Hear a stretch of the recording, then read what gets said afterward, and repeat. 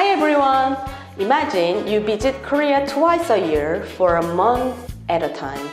Each trip you spend 8,000 US dollars on hotels. That's 16,000 US dollars a year just on accommodation. For many frequent visitors, like my client from America, the math seems simple. Why not just buy a second home in Seoul? It sounds like a smart financial move. No more hotel bills and you own an asset in a prime location like Seoul. However, without the right preparation, this smart move can quickly turn into a legal and financial nightmare. Today, I'm sharing a real case study of a client who almost lost 200,000 US dollars because of a single snap decision. My client found a beautiful house in Seoul and decided to buy it on a spot. Under pressure from a seller claiming there were other buyers, he signed the contract immediately. Because he didn't have his funds ready in Korea yet, he did something very risky. He borrowed the deposit about 250 million Korean won from a long-time Korean friend to secure the deal. He thought, I will just wire my money from the US, later pay the balance and pay my friend back. But here is the catch. In Korea, the Foreign Exchange Transactions Act is very strict. You cannot simply bring in millions of dollars and pay for a house without a pre-approved real estate acquisition declaration.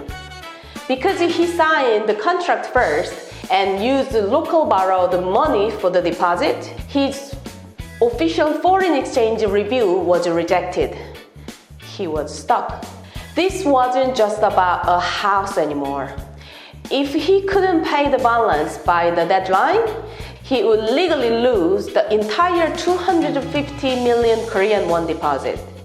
Even worse, it would ruin a 20-year friendship with the person who lent him the money. When he reached out to me, he was in a state of panic.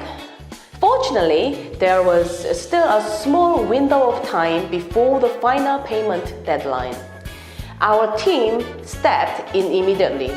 We provided comprehensive consulting to navigate the Bank of Korea's requirements. We managed the legal process of bringing funds from the US correctly, modified the sales contract to meet regulatory standards, and handled the official acquisition reports.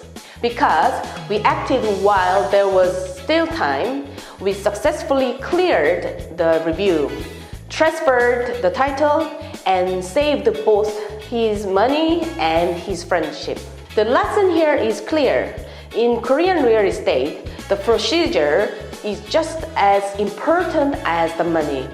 If you are a foreigner buying property in Korea, you cannot treat it like a local purchase. You must declare your intent to acquire real estate before certain payment milestone. Ensure your path of remittance follows the Foreign Exchange Transactions Act. Prepare all the documents from your home country and for Korea in perfect harmony. If the final payment date has already passed and your review is rejected, there is very little even an expert can do. Time is everything. I tell this story not to scare you, but to protect you. Buying a second home in Korea is a wonderful investment, but it must be done the right way. Don't let a snap decision lead to a massive loss. Always consult with a professional before you sign the contract or borrow money from a friend. This story has a happy ending, but it's a situation you should never have to experience yourself. The complexity of Korean foreign exchange laws is exactly why Crosslink exists. When you partner with us, you aren't just getting an agent. You are getting a professional shield. We ensure that your investment is protected from the very beginning by letting CrossLink handle your transaction. Please contact us. Thank you for watching.